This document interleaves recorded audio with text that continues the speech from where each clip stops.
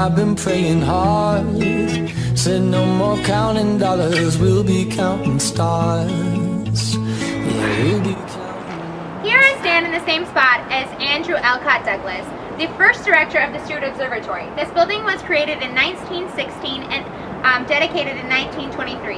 Andrew E. Douglas was originally going to go to Harvard, but was moved over here to the University of Arizona in honor of this idea. The money came from Lavinia Steward, who did it in memory of her husband.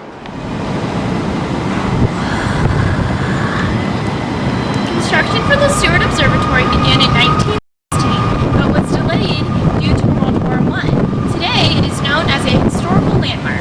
Marissa, did you know that this used to be an ostrich farm for the School of Ag before it became the Steward Observatory? Okay.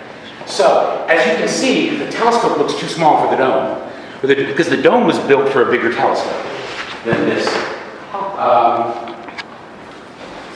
The platform up there we don't use anymore. In fact, OSHA said we're not allowed to have people up there for a hazard. But you see, the original telescope was a Newtonian telescope, which means the eyepiece was up at the top. Okay, the mirror was solid, eyepiece at the top. Even members of the public would have to climb up on that platform and then take the elevator ride up to look through the top of the telescope. And this is a Cassegrain telescope.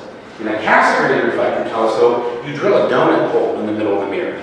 So the mirror reflects the light up to a secondary mirror that's suspended at the top. In a Newtonian, that secondary mirror shoots the light out to the side, and your eyepiece will be up there. But in a Cassegrain, the secondary reflects the light right down through this donut hole. So you can put the eyepiece down here, or the camera down here. And this was put, it's the 21-inch, right? Yes. It was put in place because the original was moved to Kit feet, right. And this was put in not for research purposes, but for education and public evenings. And this is the one that we renamed after Professor White in 2007. And do you know why the first one was called the All-American telescope? Yes, because every component of the telescope was built in the USA. That had never been done before in the US, because the mirrors were almost always made in Germany or France. But for the Steward telescope, Professor Douglas was forced to make it an all-American telescope, because after World War I, Carl Zeiss, which was the big mirror maker in Germany, was in no condition to do any business. Germany was a wasteland, yeah. So they had to build the mirror here. That was the major component that all other professional telescopes to this point had their mirrors made in lenses. Not all the lenses. The Alvin Clark lenses were made here in the USA. But the big telescopes had to be mirrors, and they were usually made in Europe. Huge thanks goes out to Dr. Fleming for giving us this awesome tour of the Steward Observatory today. We hope you enjoyed your look inside. Make sure to answer the quick questions